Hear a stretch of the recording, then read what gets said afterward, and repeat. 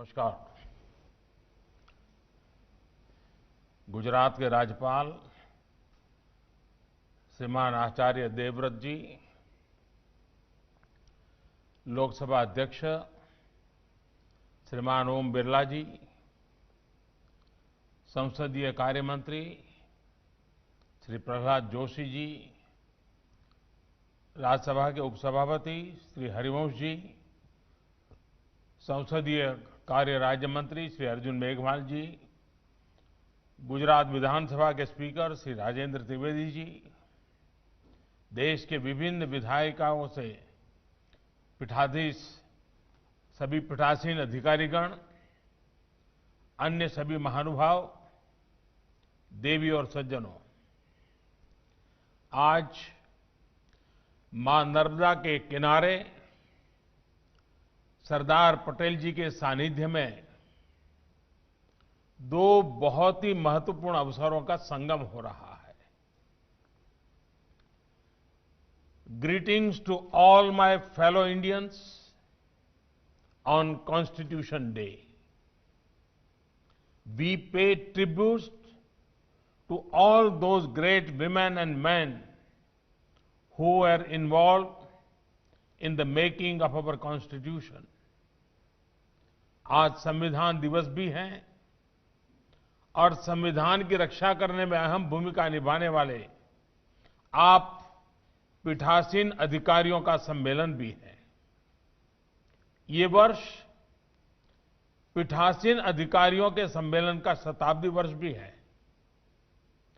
इस महत्वपूर्ण उपलब्धि के लिए आप सभी को बहुत बहुत बधाई।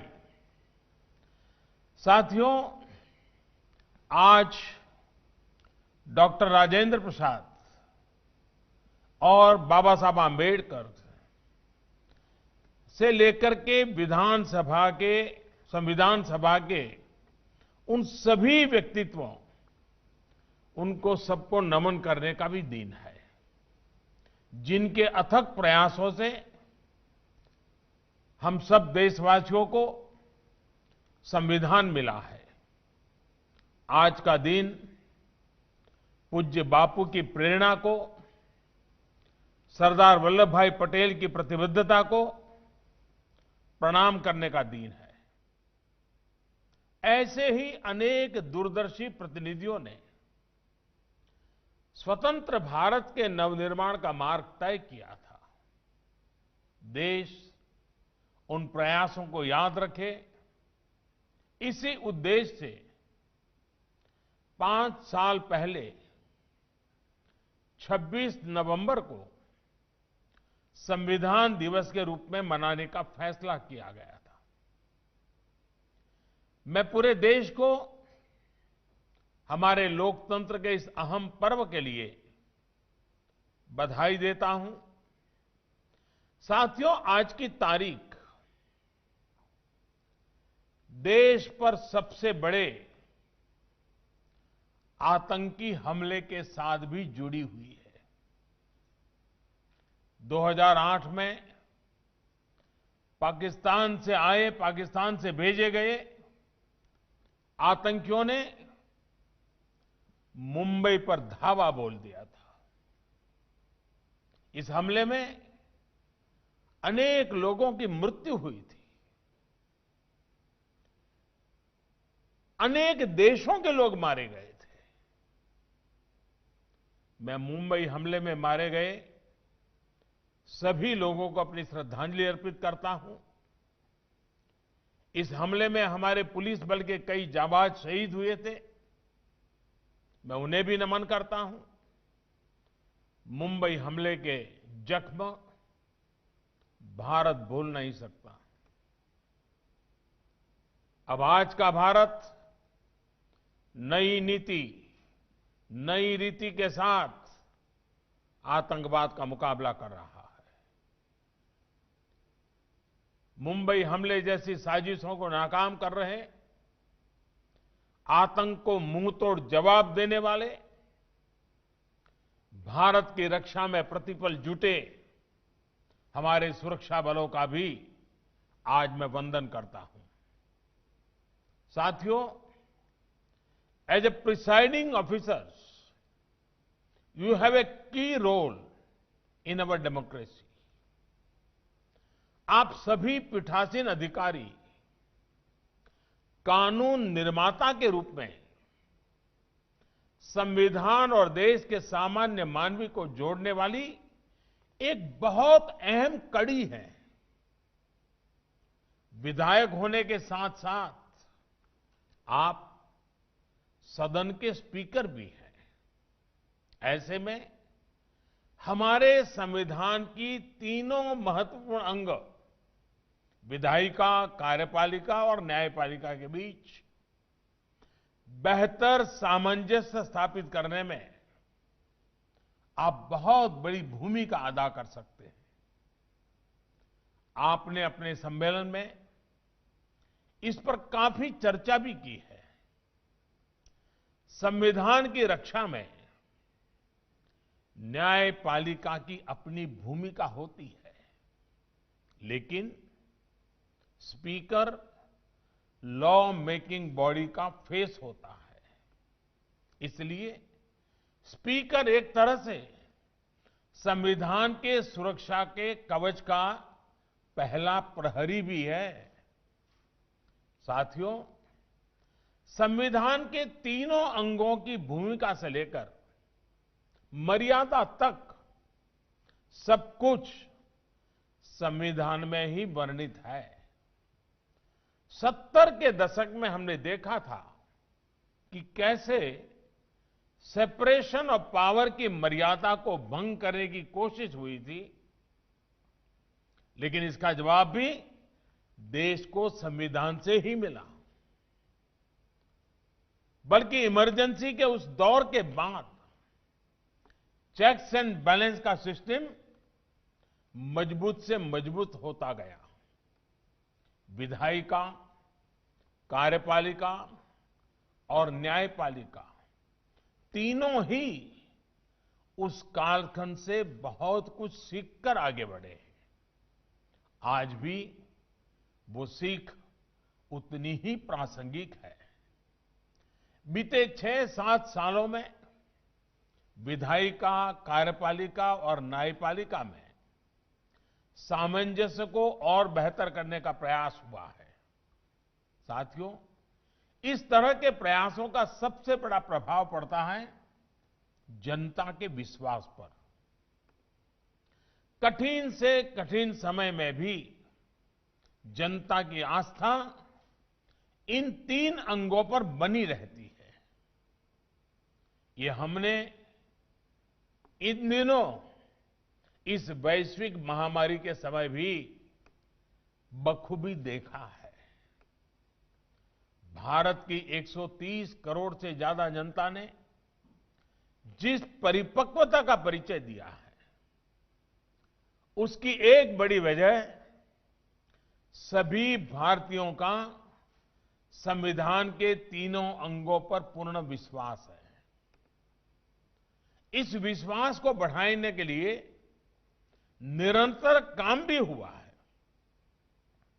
महामारी के इस समय में देश की संसद ने राष्ट्रहित से जुड़े कानूनों के लिए, आत्मनिर्भर भारत के लिए, महत्वपूर्ण कानूनों के लिए जो तत्परता और प्रतिबद्धता दिखाई है, वह भी अभूतपूर्व है। इस दौरान संसद के दोनों सदनों में तय समय से ज्यादा काम हुआ है। सांसदों ने अपने वेतन में भी कटौती करके अपनी प्रतिबद्धता जताई है। अनेक राज्यों के विधायकों ने भी अपने वेतन का कुछ अंश देकर कोरोना के खिलाफ लड़ाई में अपना सहयोग दिया है। I want to appreciate all these efforts. In the COVID times, these steps play a leading role in boosting public confidence. साथियों, कोरोना के इस समय में हमारी चुनाव प्रणाली की मजबूती भी दुनिया ने देखी है। इतने बड़े स्तर पर चुनाव होना समय पर परिणाम आना, सुचारू रूप से नई सरकार का बनना, ये इतना भी आसान नहीं है। हमें हमारे संविधान से जो ताकत मिली है, वो ऐसे हर मुश्किल कार्यों को आसान बनाती है। हमारा संविधान 21वीं सदी में बदलते समय की हर चुनौती से निपटने के लिए हमारा मार्गदर्शन करता है। नई पीढ़ी के साथ उसका जुड़ाव बढ़े, ये दायित्व हम सभी पर है। आने वाले समय में संविधान 75 वर्ष की ओर तेज गति से आगे बढ़ रहा है। उसी प्रकार से आजाद भारत की 75 वर्ष का होना वाला है। ऐसे में व्यवस्थाओं को समय के अनुकूल बनाने के लिए, बड़े कदम उठाने के लिए हमें संकल्पित भाव से काम करना होगा। राष्ट्र के रूप में लिए गए हर संकल्प को सिद्ध करने के लिए विधायिका, कार्यपालिका और न्यायपालिका उसको बेहतर तालमेल के साथ काम करते रहना है। हमारे हर निर्णय का आधार एक ही तराजू से तोलना चाहिए, एक ही मानदंड होना चाहिए, और वो मानदंड है राष्ट्रहित। राष्ट्रहित, यही हमारा तराजू होना चाहिए। हमें ये याद रखना है कि जब विचारों में देशहित, लोकहित, उसके बजाय राजनीति हावी होती है, तो उसका नुकसान देश को उठाना पड़ता है।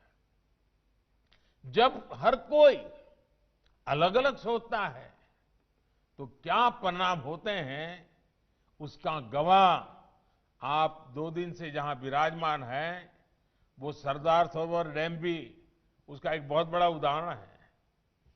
साथियों, केवड़िया प्रवास के दौरान आप सभी ने सरदार सरोवर डैम की विशालता देखी है, भव्यता देखी है, उसकी शक्ति देखी है।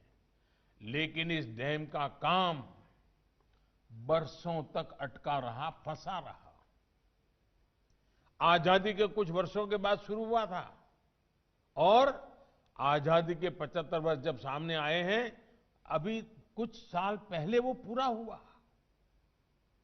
कैसी कैसी बाधाएं, कैसे कैसे लोगों के द्वारा रुकावटें, किस प्रकार से संविधान का दुरुपयोग करने का प्रयास हुआ, और इतना बड़ा प्रोजेक्ट, जनहित का प्रोजेक्ट, इतने सालों तक लटका रहा।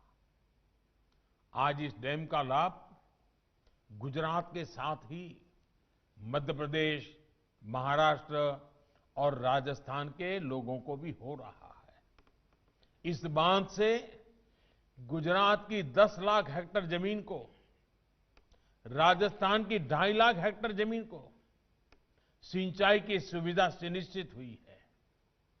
गुजरात के 9,000 से ज्यादा गांव, राजस्थान और गुजरात के अनेकों छोटे बड़े शहरों को घरेलू पानी की सप्लाई इसी सरदार सरोवर बांध की वजह से हो पा रही है।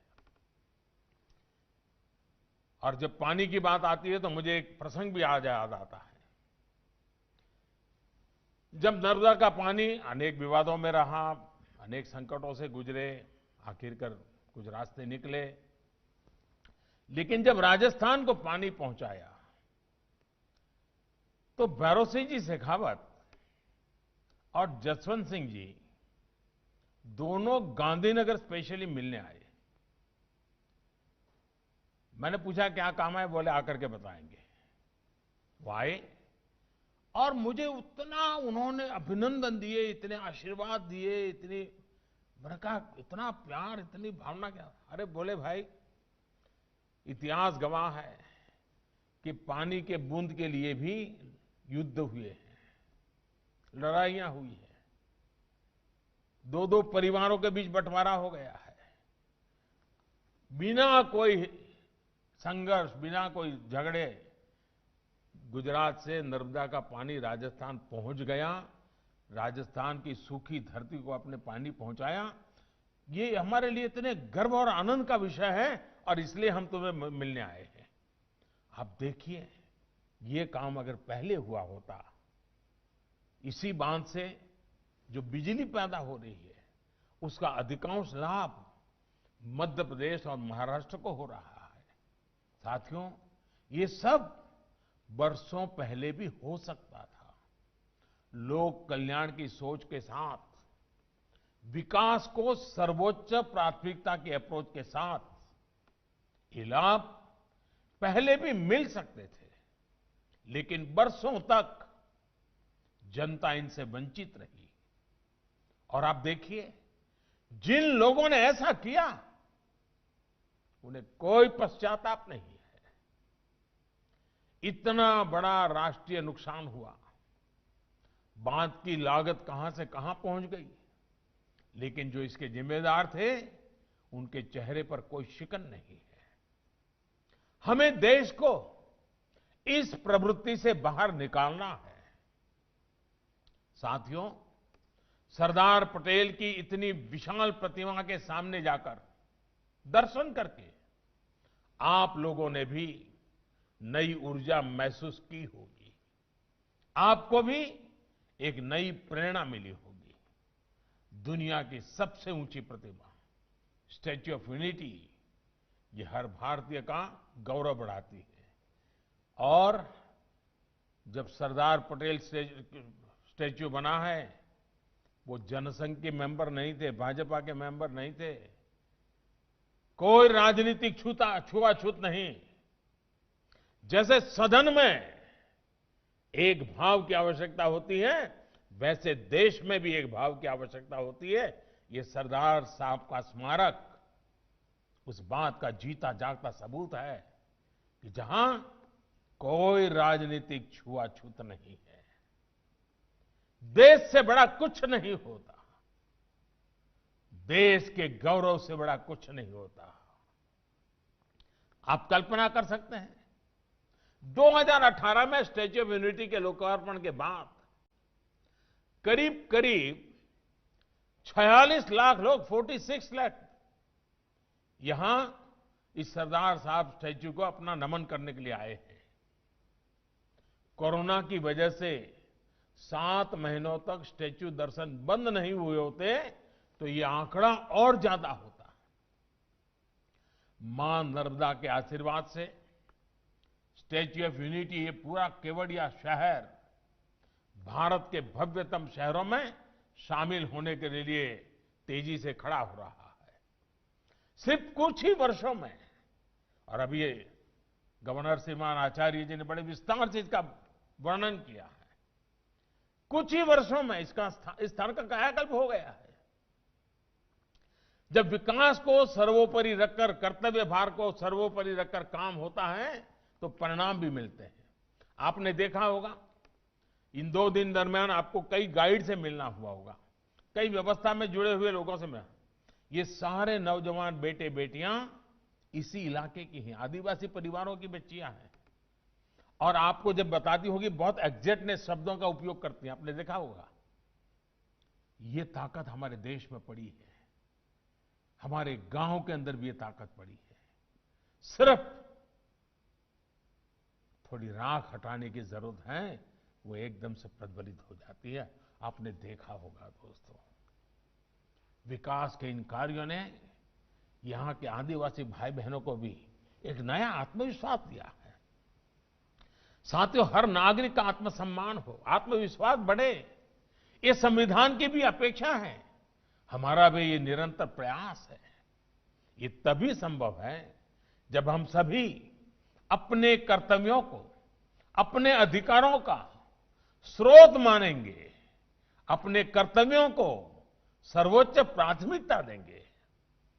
कर्तव्यों पर, संविधान पर सबसे ज्यादा बल दिया गया है, लेकिन पहले के दौर में उसे ही भुला दिया गया।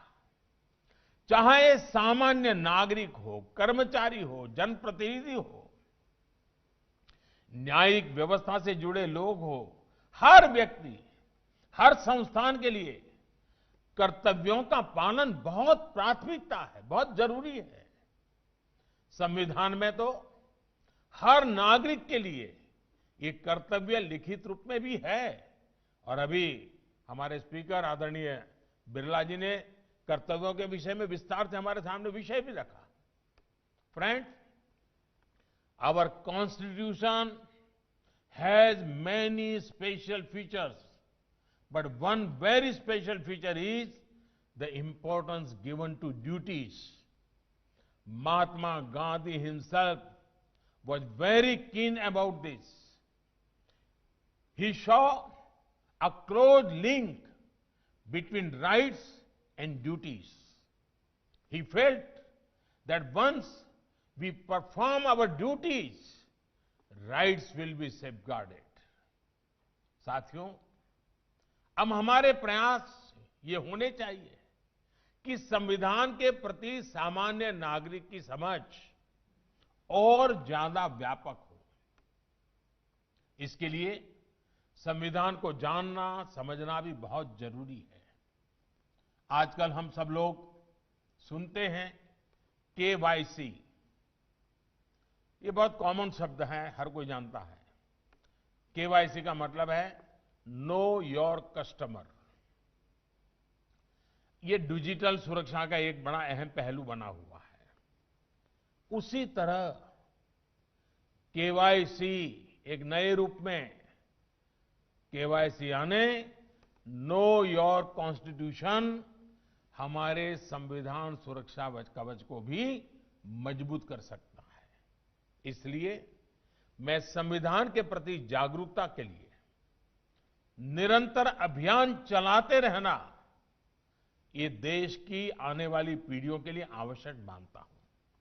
विशेषकर स्कूलों में, कॉलेजों में हमारी नई पीढ़ी को इससे बहुत करीब से परिचय करना होगा। I would urge you all to take initiative that make aspects of our constitution more popular among our youth, that too through innovative methods. साथियों, हमारे यहां बड़ी समस्या ये भी रही है कि संवैधानिक और कानूनी भाषा उस व्यक्ति को समझने में मुश्किल होती है जिसके लिए जो कानून बना है। मुश्किल शब्द, लंबी लंबी लाइनें, बड़े बड़े पैराग्राफ, क्लोज सब क्लोज, यानी जाने अनजाने एक मुश्किल जाल बन जाता है। हमारे कानूनों की भाषा इतनी आसान होनी चाहिए कि सामान्य से सामान्य व्यक्ति भी उसको समझ सके। हम भारत के लोगों ने इस संविधान खुद को दिया है, इसलिए इसके तहत लिए गए हर फैसले, हर कानून से सामान्य नागरिक सीधा कनेक्ट महसूस करे, ये सुनिश्चित करना होगा। इसमें आप जैसे पीठासीन अधिकारियों की बहुत बड़ी मदद मिल सकती है। इसी तरह समय के साथ जो कानून अपना महत्व खो चुके हैं, उनको हटाने की प्रक्रिया भी आसान होनी चाहिए। अभी हमारे माननीय हरिवंश जी ने उसके विषय में अच्छे उदाहरण दिए हमारे सामने। ऐसे कानून जीवन आसान बनाने के बजाय बाधाएं ज्यादा बनाते हैं।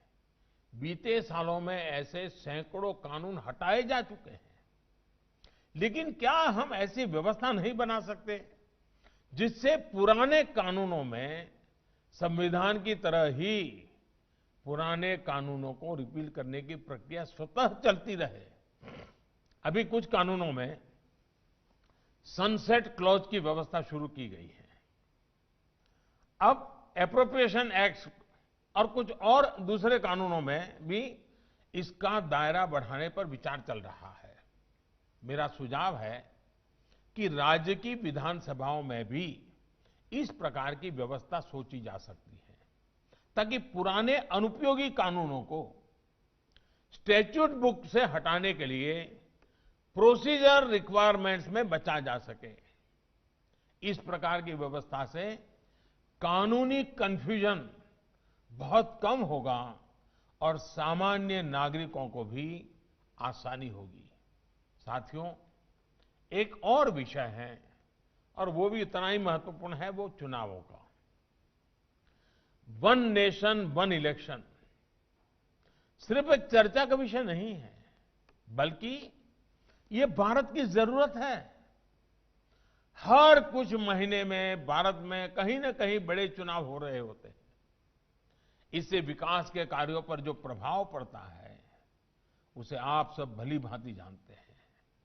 ऐसे में वन नेशन वन इलेक्शन पर गहन अध्ययन और मंथन आवश्यक है और इसमें पीठासीन अधिकारी काफी मार्गदर्शन कर सकते हैं, गाइड कर सकते हैं, लीड कर सकते हैं।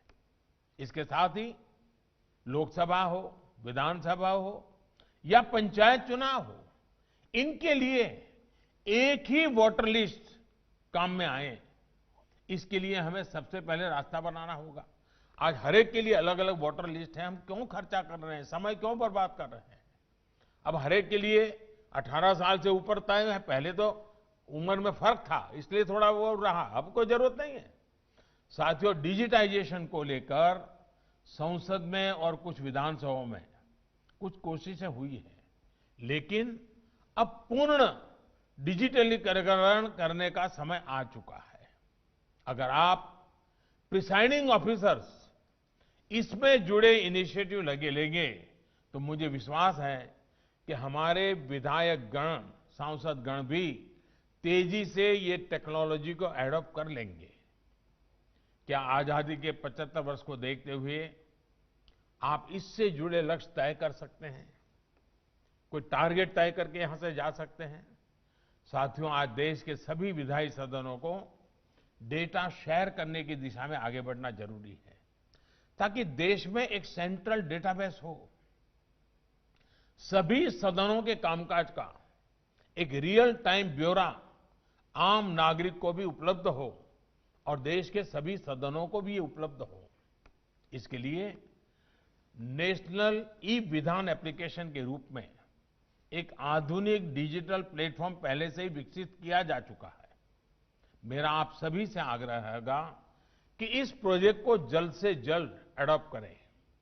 अब हमें अपनी कार्यप्रणाली में ज्यादा से ज्यादा टेक्नोलॉजी के इस्तेमाल, पेपरलेस तौर तरीकों पर बल देना चाहिए। साथियों, देश को संविधान सौंपते समय संविधान सभा इस बात को लेकर एकमत थी कि आने वाले भारत में बहुत सी बातें परंपराओं से भी स्थापित होगी। संविधान सभा चाहती थी कि आने वाली पीढ़ियां ये सामर्थ्य दिखाएं और नई परंपराओं को अपने साथ जोड़ते चले। हमें अपने संविधान के शिल्पियों की इस भावना का भी ध्यान रखना है। पीठासीन अधिकारी होने के नाते आप सभी क्या नया कर सकते हैं, कौन सी नई भी चीज जोड़ सकते हैं, इस दिशा में भी कुछ न कुछ कंट्रीब्यूट करेंगे तो देश के लोकतंत्र को एक नई ताकत मिलेगी। विधानसभा की चर्चाओं के दौरान जन भागीदारी कैसे बढ़े, आज की युवा पीढ़ी कैसे जुड़े, इस बारे में भी सोचा जा सकता है। अभी दर्शक दीर्घाओं में लोग आते हैं, चर्चा भी देखते हैं, लेकिन इस प्रक्रिया को बहुत नियोजित तरीके से भी किया जा सकता है। जिस विषय पे चर्चा हो, उस विषय के अगर संबंधित लोग वहां रहे उस दिन, तो ज्यादा लाभ होगा। जैसे मानो शिक्षा से जुड़ा कोई विषय हो तो विद्यार्थियों को, शिक्षकों को, यूनिवर्सिटी के लोगों को बुलाया जा सकता है। सामाजिक सरोकार से जुड़ा कोई अन्य विषय हो तो उससे संबंधित समूह को बुलाया जा सकता है। महिलाओं के संबंधित कोई विषय की चर्चा हो तो उनको बुलाया जा सकता है। इसी तरह कॉलेजों में भी मॉक पार्लियामेंट को बढ़ावा देकर हम बहुत बड़ी मात्रा में इसको प्रचारित कर सकते हैं और हम स्वयं भी उससे जुड़ सकते हैं। कल्पना करिए, यूनिवर्सिटी के छात्रों की संसद हो और आप खुद उसे संचालित करें। इससे विद्यार्थियों को कितनी प्रेरणा मिलेगी, कितना कुछ नया सीखने को मिलेगा। ये मेरे सुझाव भर हैं। आपके पास वरिष्ठता भी है, आपके पास अनुभव भी है। मुझे विश्वास है कि ऐसे अनेक प्रयासों से हमारी विधायी व्यवस्थाओं पर जनता का विश्वास और मजबूत होगा। एक बार फिर इस कार्यक्रम में मुझे निमंत्रित करने के लिए मैं स्पीकर महोदय का बहुत आभार व्यक्त करता हूं। मैंने ऐसे ही सुझाव दिया था, लेकिन स्पीकर साहब ने केवड़िया में इस कार्यक्रम की रचना की। गुजरात के लोगों की मेहमान नवाजी तो बहुत अच्छी होती ही होती है। वैसे हमारे देश के हर कोने में स्वभाव है, तो उसमें तो कोई कमी नहीं आई होगी, ऐसा मुझे पूरा विश्वास है। लेकिन इसको देखने के बाद हो सकता है आपके मन में कई अच्छे नए विचार आए हों। अगर वहां वो विचार अगर पहुंचा देंगे तो जरूर उसका लाभ होगा इसके विकास में, क्योंकि एक पूरे राष्ट्र के लिए एक गौरवपूर्ण जगह बनी है।